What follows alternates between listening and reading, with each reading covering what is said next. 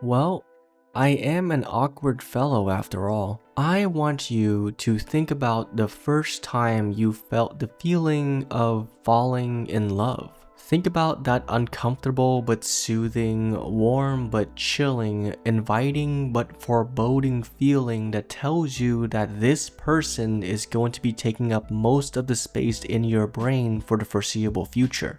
Now I want you to think about that one obsession you had in your childhood.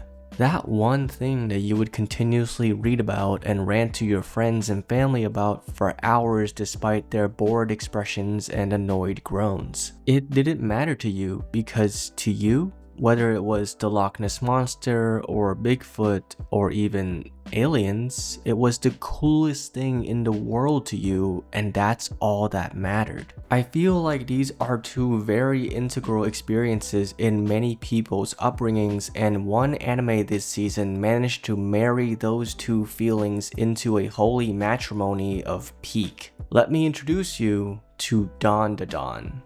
I've heard about Dandadan on and off for years since 2021, but seeing how I was knee deep in the JJK and Chainsaw Man hype, I kept missing the chance to pick up this manga that was slowly gaining buzz for the past 3 years. And then, the anime dropped and my brain melted with so many different emotions that I was forced to catch up with the manga immediately after watching the first episode. Meet Ken Takakura, not to be confused with Ken Takakura. He's just an awkward fellow who has been obsessed with aliens for his entire life and loves nothing more than yapping about his alien conspiracies to anyone who enters his vicinity. Meet Momo Ayase. She's just a hot-headed girl who is obsessed with ghosts, and after a recent breakup where she was quite literally kicked to the curb, she wants nothing more than to go out with a man resembling Ken Takakura, not to be confused with Ken Takakura.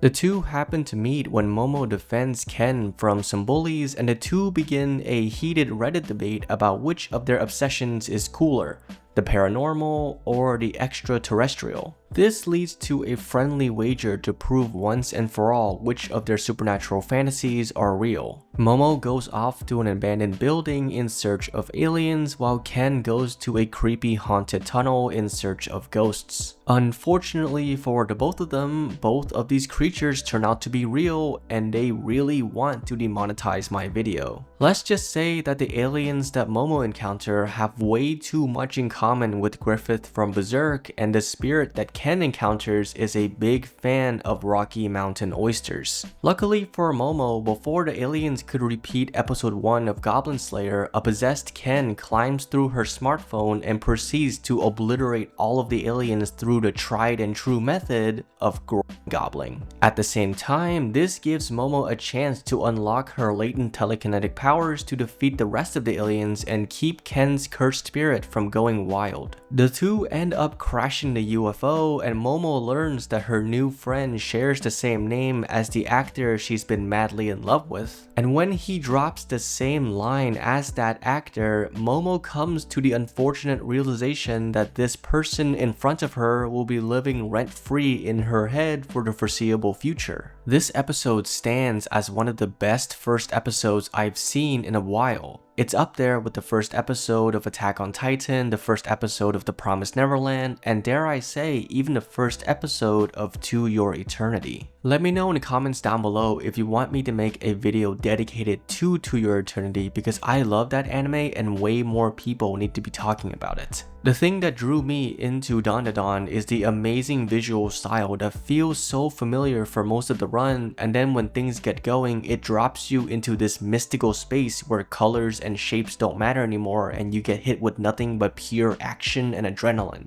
all the while still comprehending everything that you're watching on screen. And then, when I saw what studio was responsible for this anime, it all just clicked. Science Saru Incorporated had its hands in creating works like Scott Pilgrim Takes Off and specifically Devilman Crybaby, and I was so hungry for more of this visual style. This show is just dripping with personality. Even the intro song that greets us first thing in the episode shows us so much about the uniquely fun experience we're going to get with this anime. The energetic and chaotic beat crescendoing into a softer melody clues us in on the amazing balance this show has between action and romance. And you can't tell me that the creators of this anime didn't know exactly what they were doing when they were getting the band Creepy Nuts to do the intro song for this specific anime. This might be one of those rare occasions where the anime might actually improve upon the manga's art.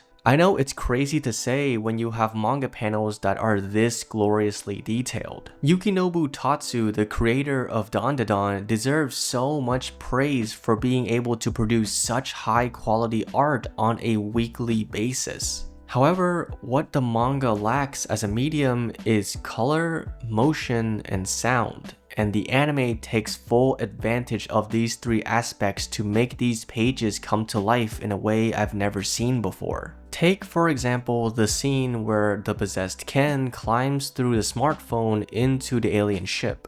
The aliens are coated in this deep, ominous, almost sterile blue color which captures the creepy surgical vibe of the aliens. Then, once Ken bursts through the phone, this red demonic aura infects the room and transforms the entire scene into a different type of terrifying. The sci-fi horror has officially been invaded by the supernatural spiritual horror, and we are shown that purely through the creative use of color. Another great example of the anime elevating the manga is at the very end when Momo learns Ken Takakura's real name. The manga depicts this scene as a beautiful full-page spread of her shocked and smitten reaction. Meanwhile, the anime decides to go full action movie and have the spaceship behind her explode at the same time she is hit with an overwhelming wave of infatuation. The anime just makes this moment hit so much harder, and I was so locked in and ready to see this romance story blossom. These visuals only complement the incredible character writing. Within the first episode, through excellent use of dialogue and non-verbal cues, we learn almost everything we need to know about our two leads. Momo Ayase especially stands out as an example of a female protagonist who doesn't fall into any of the stereotypical pitfalls of the average shonen female character.